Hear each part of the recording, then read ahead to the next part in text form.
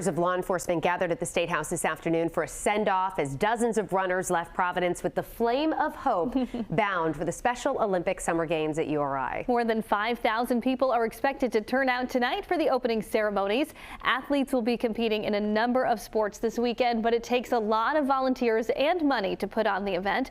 12 News anchor Mike Montecalvo is the MC for tonight's festivities and joins us live with the CEO of Special Olympics Rhode Island. Mike? Kim, Shannon, it's going to be an absolutely terrific night. The weather is cooperating. We've got almost 1,100 athletes that will be participating in games. And Ed Pacheco is here, the CEO of Special Olympics Rhode Island. They were talking about how it all started at the State House today. So those law enforcement officers are going to be bringing that torch into the stadium. It's emotional, Ed, when they come in here. It is emotional, and the pageantry of the whole thing will leave you awestruck. Think about officers, firefighters, corrections, sheriff's department from all across the state are ushering the torch down here to URI for one reason and one reason only, and that's to see and celebrate the most inspiring athletes in the world. And by the way, I'd be remiss if I didn't say thank you to Tony for the weather it held up. All right, well, let's get through the night first, and then we can thank him.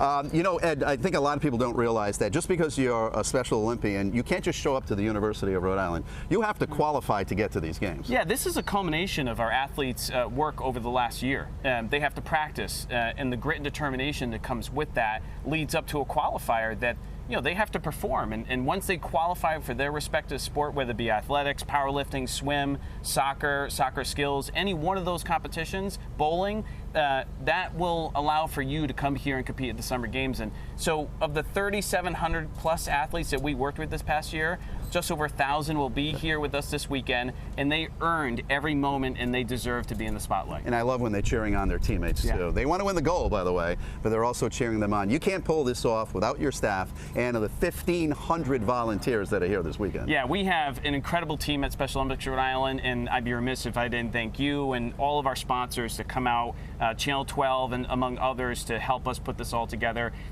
Those 1,500 volunteers enable us to carry out our mission that is Special Olympics Rhode Island.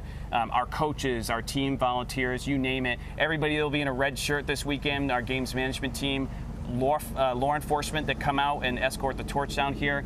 Everyone that's here is giving their time up for our athletes, and we could not be more grateful. You got to think back, 1968, it all started with Mrs. Shriver, and she's got to be smiling down on everyone today. I have to pinch myself some days, Mike, to think about where we are as an organization, where we are as a state, as a country, and as a world, right? We're sitting here today, and we're going to celebrate 1,100 incredible individuals because we believe in the foundation that's represented by acceptance, respect, and inclusion. Right, and you're going to meet one of those coaches that has a big part of this coming up in the next half hour.